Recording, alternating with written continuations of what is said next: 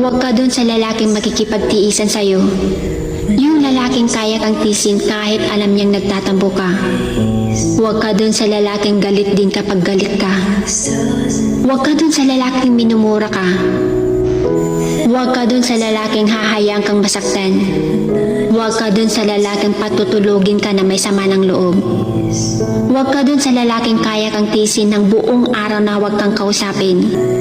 Huwag ka dun sa lalaking konting problema lang ay bibitawan ka na. Know your worth. Mahalaga ka.